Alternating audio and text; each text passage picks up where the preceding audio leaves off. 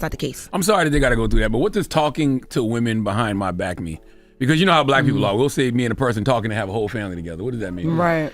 Are you trying to see if Todd had a family or he was just kicking it together? Yeah, I'm just saying, we were told that the family thing came from her side. So no, what? Hold on. I was joking when I said I was just saying how black people will be like. Because I was trying to find like exactly. I'd be like black people be like, yo, we just talking. Because that was part of the y'all got a whole family together. We've all seen celebrity divorces turn messy, but what unfolded in that Atlanta courtroom wasn't just a split. It was a full-blown implosion, live-streamed to the world as U.S. Marshals stormed in and dragged Todd Tucker away in handcuffs right in front of his wife, Kandi Burruss. This wasn't a custody battle or a prenup dispute. This was the moment an 11-year marriage built on fame, fortune, and what we thought was love revealed itself to be something far darker. And as the cameras rolled, as the judge banged his gavel, as the doors flew open with a force that shook the walls, one question hung in the air like a verdict. How much of Kandi's life with Todd was ever real? We can see it now, the footage that's already gone viral. Kandi sitting in that courtroom, her face a mask of controlled shock, her hands gripping the table as if it were the only solid thing left in her world. She had walked in that morning expecting a routine divorce hearing, another step in the painful but predictable process of untangling a high-profile marriage. But by the time the marshals burst through those doors, by the time Todd was read his rights, by the time the screens lit up with evidence of his alleged double life, Kandi Burruss wasn't just losing a husband. She was watching the man she thought she knew being exposed as someone else entirely. And the worst part? The world was watching it happen in real time. But I thought when you sign a prenup, it's what's ever in that prenup, and it's kind of open shut. But right? But that's what I'm saying. Todd is saying that he signed it like almost like in a rush, and it should be revisited and all these things. But she's pulling clips to show that this wasn't just about infidelity or financial disputes, though we'll get to those. This was about a man who, according to court documents and FBI recordings played right there in the room, had allegedly been siphoning millions from Kandi's accounts, hiding properties under shell companies, and, most devastating of all, supporting a second family, complete with a young individual Kandi never knew existed. The images flashed on the courtroom screens, Todd laughing at a birthday celebration in another country, a cake reading, "To my real family," his arm around a woman whose name had never crossed Kandi's lips. The gasps from the gallery were audible. The reporters in the back row scrambled to capture every second. And Kandi? She didn't scream. She didn't collapse. She sat there, her expression shifting from disbelief to something colder, something harder, as the weight of 11 years of deception settled over her like a shroud. Now, let's rewind just a little because the signs were there. If we knew where to look. Insiders familiar with the couple's dynamic say the cracks started showing long before that courtroom explosion. Remember back in November 2025 when Kandi first filed for divorce after what she called deep thought and a lot of prayer? She kept it classy, asking for privacy, talking about co-parenting, painting the picture of an amicable split. But behind the scenes, sources close to the production of The Real Housewives of Atlanta tell us the tension had been building for months. There were the late-night arguments caught on camera but never aired. There was Todd's sudden insistence on handling more of their shared finances, which Kandi's team now alleges was the first step in a calculated plan to drain her assets. And then there were the whispers, the ones that started circulating after Kandi quietly removed Todd's last name from her social media, the ones that grew louder when she posted that raw Instagram message about being emotionally broken while smiling for the cameras. "This is what I look like when I'm going through something," she wrote, and now we know exactly what that something was. Okay, y'all, so we've been on this Kandi Burruss and Todd Tucker divorce train, and y'all remember that the publicist told me, like, or not publicist, one of her team members had told me that, like, it's not as scandalous as people are making it seem. I think what they meant now, because there have been things that have come out just this week that Kandi believes that Todd was talking to other women behind her back before filing. But here's where it gets even more twisted. Because while Kandi was publicly playing the role of the strong, composed businesswoman, Todd was allegedly playing an entirely different game. Court filings reveal that in the weeks leading up to the divorce, he made a series of frantic calls to associates overseas, trying to move money into offshore accounts under names that didn't trace back to him, or to Kandi. One transcript, obtained by investigators, shows Todd telling a contact, "She is starting to ask questions. If she figures everything out, I am finished." And then there's the prenup. Oh, the prenup. Todd's legal team has been arguing for months that he was pressured into signing it without proper representation, a claim Kandi's lawyers have shut down hard, pointing to footage from their 2014 wedding special where Todd allegedly says on camera that he's good to sign after consulting his attorney. But here's the kicker. If that prenup is thrown out, Todd stands to walk away with a chunk of Kandi's empire, the same empire he's now accused of trying to dismantle from the inside. And let's talk about that empire, because this isn't just a story about a broken marriage. It's about power, control, and the lengths some will go to seize both. Kandi Burruss isn't just a reality star, she's a mogul. Restaurants, production companies, Broadway credits, a legacy built on her own hustle. Todd, meanwhile, was her manager, her partner, the man who stood beside her at every red carpet, every business launch, every family milestone. Or so we thought. Because as the FBI's evidence unfolded in that courtroom, a different picture emerged. One where Todd allegedly used his access to Kandi's world to funnel money into ventures she knew nothing about, to buy properties under aliases, to live a life that mirrored hers in every way. Except it was funded by her success. And the most chilling part? The recordings suggest he didn't just want a piece of her fortune. He wanted to erase her control over it entirely. It's definitely becoming scandalous to the point where Kandi is actually now like requesting and almost begging a judge to seal their divorce docs because everything is kind of spilling over into the media and the news, and they have kids and, you know, all of that. So that's been an update as well. But also, you know, there was a conversation about their prenup. Todd had claimed that the final agreement for signature was given to him like right before the wedding ceremony without any notice or consultation. Now, let's address the elephant in the room, the other woman, or rather, the other family. The courtroom footage shows the moment the woman entered, her voice shaking as she confessed to being in a years-long relationship with Todd, one he allegedly funded with Kandi's money. "He paid me to stay quiet," she said, her hands trembling. "He threatened me. He used Kandi's accounts for everything, trips, bills, gifts. He told me if she ever found out, our lives would be ruined." The room fell silent. Even the judge looked stunned. And then the final blow, the revelation that Todd had, in his own words, a real family, one that didn't include Kandi or the two young individuals they shared. The betrayal wasn't just financial, it was existential. But here's what we haven't talked about yet, the timing. Because Todd's arrest didn't happen in a vacuum. It came just as Kandi's legal team was preparing to file motions alleging racketeering. Yes, you heard that right. Sources tell us the FBI had been watching Todd for months, tracking suspicious transactions linked to his production company, the same one he and Kandi built together.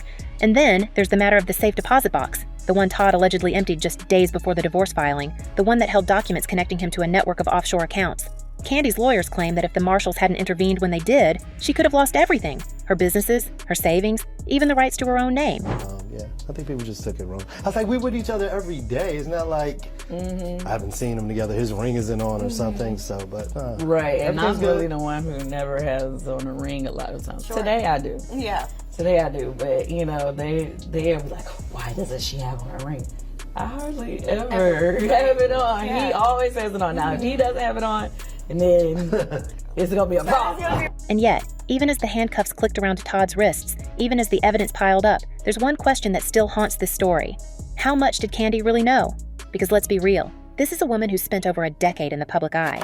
She's no stranger to scandal, to rumors, to the way the world picks apart every move she makes. So when we see her sitting in that courtroom, her face a mix of heartbreak and resolve, we have to wonder, did she suspect? Did she ignore the red flags? Or was she truly the last to know that the man she built a life with was allegedly building another one right under her nose? The answers might lie in the footage we haven't seen yet. The unaired moments from Real Housewives, the private conversations, the late-night calls where Todd's voice allegedly turned cold when Kandi asked too many questions. Because here's the thing about betrayal on this scale. It doesn't happen overnight. It's a slow unraveling, a series of lies stacked so high that eventually the whole tower comes crashing down. And when it does, the fallout isn't just personal, it's financial, it's legal, it's a reputation in tatters and a legacy under siege. Relationship issues. Sure. Right? Relationship issues, but we are great debaters. Yeah, okay, we go at it. And we're passionate when we go back and forth. Right. And I think people kind of mistook that to say like we were angry with each other, but it's like no, we're debating the topic. Sure. Right. Like we're going back and forth about this. Like as soon as like I've been like that my whole life. As soon as like we have a back and forth, I can walk out the room and be like, okay, now what we do? As of right now, Todd Tucker is being held without bail, his future hanging on the outcome of a federal investigation that's only just beginning. Kandi, meanwhile, has gone dark on social media, her silence speaking volumes. But make no mistake, this story is far from over. Because if the financial crimes and the secret family are just the tip of the iceberg, what else is lurking beneath the surface? And more importantly, who else knew? We're about to find out. Because the next phase of this scandal isn't just about divorce papers or custody battles, it's about survival. And if the past 24 hours have taught us anything, it's that Kandi Burruss isn't the kind of woman who stays down for long. But the question remains, in a fight this dirty, where the stakes are this high and the betrayal cuts this deep, how far will she go to take back what's hers? And what, or who, is Todd Tucker willing to sacrifice to keep it? Now that the cuffs are on and the courtroom chaos has settled into a stunned silence, we're left with one burning question.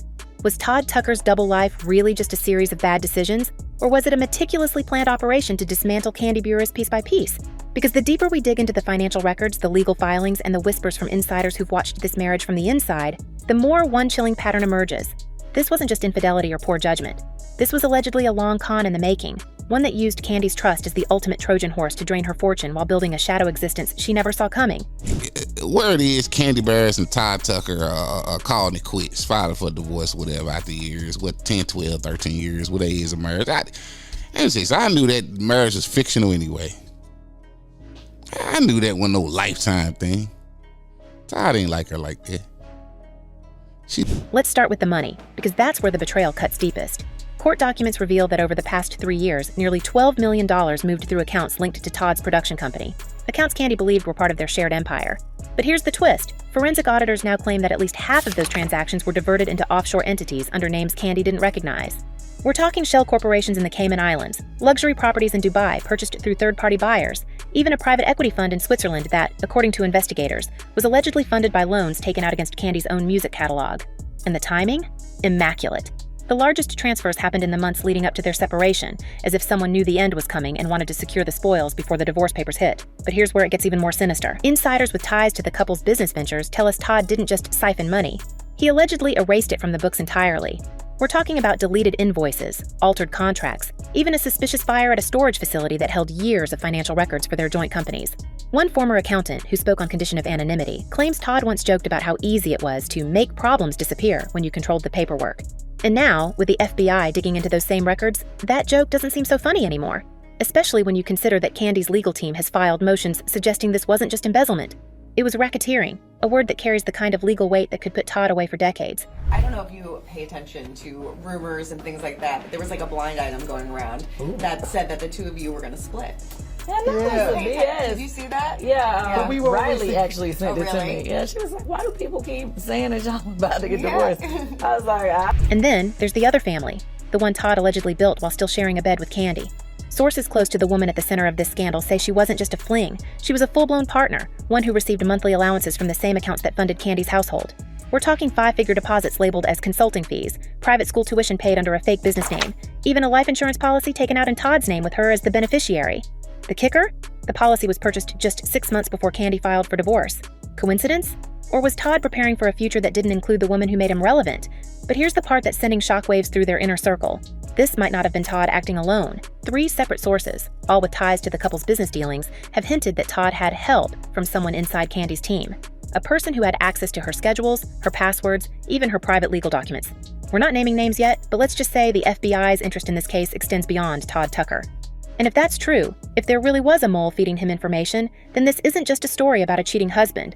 It's a story about a coordinated effort to take Kandi Burruss down from the inside. He got a hell of a deal, okay? He got Blaze, you know what I'm saying? He got, restaurants. It was a hell of a come up for him. He said, you know what, I wanted to play, but when she told me, because she had that bread, she had that bread, dog, and all I had was a little butter. You know what I'm saying? That I had to choose, and so he chose without knowing who all lived around the block. Now, let's talk about Kandi's reaction, or rather, her lack of one. Because while the rest of the world was losing their minds over the courtroom arrest, Kandi did something unexpected. She went silent. No social media rants, no leaked texts, not even a cryptic Instagram story. Just nothing. But here's what we do know. In the 48 hours after Todd's arrest, Kandi's legal team filed emergency motions to freeze every asset linked to their joint holdings. That includes their Atlanta mansion, their restaurant chain, even the rights to their reality show footage. And here's the bombshell. Her lawyers aren't just going after Todd. They're subpoenaing his lawyers, his business partners, even the production company that handled their Bravo spinoffs. Why? Because someone tipped them off to a clause in their prenup that Todd allegedly tried to exploit, one that would have given him control over Kandi's intellectual property if she ever filed for divorce first. Let that sink in. This wasn't just about money. It was about erasing her legacy. Meanwhile, Todd's defense is already taking shape, and it's messy. His legal team is arguing that the financial moves were all above board, part of standard business practices for high net worth couples. They're even floating the idea that Kandi knew about the offshore accounts, that she was an equal partner in the decisions. But here's the problem with that defense. The FBI wouldn't have stormed a courtroom over a misunderstanding. And the timing? The fact that the marshals moved in during the divorce hearing? That's not coincidence. That's coordination. Sources inside the U.S. Attorney's Office tell us this arrest was the result of a months-long investigation, one that only accelerated when Kandi's team started digging into the finances post-filing. In other words, Todd wasn't just caught, he was ambushed. And if the feds have been watching him this closely, you better believe they've got receipts. But let's zoom out for a second, because this isn't just a personal tragedy. It's a masterclass in how power dynamics can curdle behind closed doors. Kandi Burruss built an empire on her own terms, but Todd Tucker allegedly saw her success as a threat. Insiders say he resented her fame, her independence, even her ability to bounce back from setbacks. And if the recordings played in court are any indication, he wasn't shy about saying so. "She is nothing without me," he allegedly told a friend in a wiretapped conversation. "She cannot survive on her own." Those words aren't just arrogant, they're revealing, because they suggest this wasn't just about greed. It was about control. And when Kandi finally took hers back by filing for divorce, Todd's alleged response wasn't to negotiate, it was to burn it all down. Now, here's where things get even more complicated, because while Kandi is playing this cool in public, behind the scenes, her team is reportedly preparing for a legal war that could expose even more dirty laundry. We're talking subpoenas for Todd's phone records, depositions from former employees, even a deep dive into the production company that handled their reality shows. Why? Because Kandi's lawyers believe there's footage, unaired, unedited footage, that proves Todd was manipulating her for years. Imagine that! The same cameras that made them famous might now be the key to his downfall. That's the word on the street. She will be a good sugar mama. But I could tell the interaction, Todd went on her like that. He did what he had to do. Now he gonna get him a nice little out payment. Probably already got a woman. Probably had a woman the whole time. But let's not forget the human cost here. Because while the lawyers battle it out and the tabloids feast on the drama, there are real lives hanging in the balance. Kandi's children, who've already been shielded from the worst of the fallout, are now at the center of a custody battle that's about to get ugly. Todd's legal team is pushing for primary custody, arguing that Kandi's demanding schedule makes her an unreliable parent. But here's the irony. The same man who allegedly spent years hiding a second family is now trying to paint her as the unstable one. And if the courts buy it, Kandi doesn't just lose her marriage. She loses the one thing she's fought hardest to protect. So where does this leave us? With a man in handcuffs, a woman rebuilding her empire from the ashes, and a scandal that's only just beginning to unravel. Because if Todd's financial crimes are just the tip of the iceberg, what else is lurking beneath the surface? Who else knew about the secret accounts, the hidden properties, the other life? And most importantly, how far will Kandi go to make sure the people who betrayed her pay the price? We'll be watching every twist, every court filing, every bombshell drop in this saga. But we want to hear from you. Drop a comment below. Do you think Todd Tucker was really acting alone? Or is there someone else pulling the strings behind the scenes? And if Kandi's team is right, if this was a coordinated takedown, who do you think helped him? Don't forget to smash that like button if this story left you stunned, and hit subscribe for the next chapter, because when the dust settles and the gag orders lift, the real secrets are going to come out. And trust us, you won't want to miss what happens when Kandi Burruss finally decides to fight back. Until then, stay sharp, stay skeptical, and remember, in Hollywood, the biggest lies are always hiding in plain sight. We'll see you in the next one.